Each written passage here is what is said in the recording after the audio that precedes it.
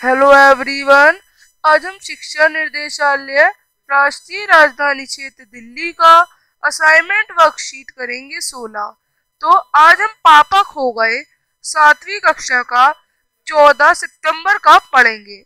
हमारी कल्पनाओं का संसार बहुत ही विचित्र है।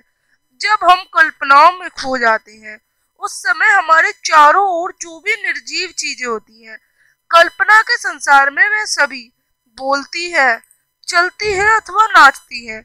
कल्पना के बादलों में उड़ते उड़ते आपने भी ऐसे अनुभव किए होंगे।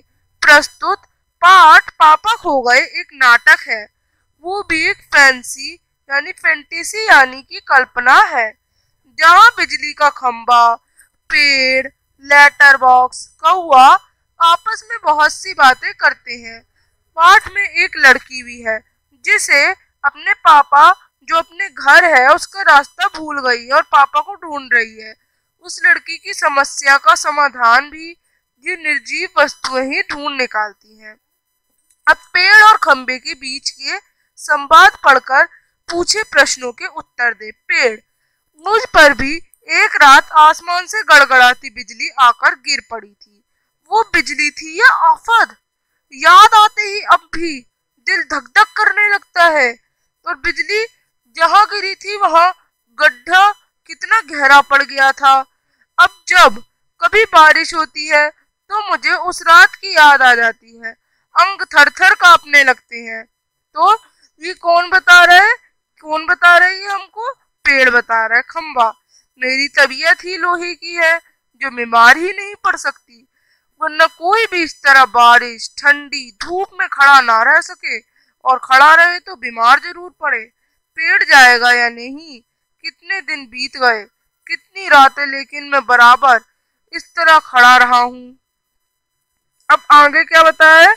प्रश्न है, किस याद कर पेड़ का दिल धक धक करने लगता है? गड़गड़ाती बिजली को याद कर पेड़ का दिल धक धक करने लगता है। जहाँ बिजली गिरी वहां क्या हो गया? जहाँ बिजली गिरी थी वहां पर एक गहरा गड्ढा हो गया। खंबा बीमार क्यों नहीं पड़ता? खंबा लोहे का बना है, इसी वजह से वह बीमार नहीं पड़ता।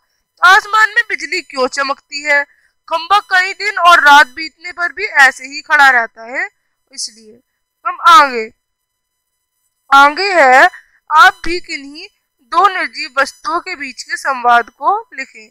तो हम लिखेंगे चौक: मेरा रंग इतना गोरा चिट्टा है, मुझे तुम्हारे ऊपर चलना अच्छा नहीं लगता क्योंकि तुम बहुत काले हो। ब्लैक बोर्ड: मैं काला अवश्य हूँ, परंतु मेरे बिना तुम्हारी कोई कद्र नहीं। चौक: ये ठीक है, तुम्हारे बिना मेरी कोई कद्र नहीं। ब्लैक बोर्ड: इसलिए किसी को उसके रंग से नहीं, उसके गुणों से पहचानना चाहिए।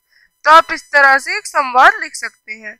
अब हम मिलेंगे नेक्स्ट वर्कशीट के साथ, तब तक के लिए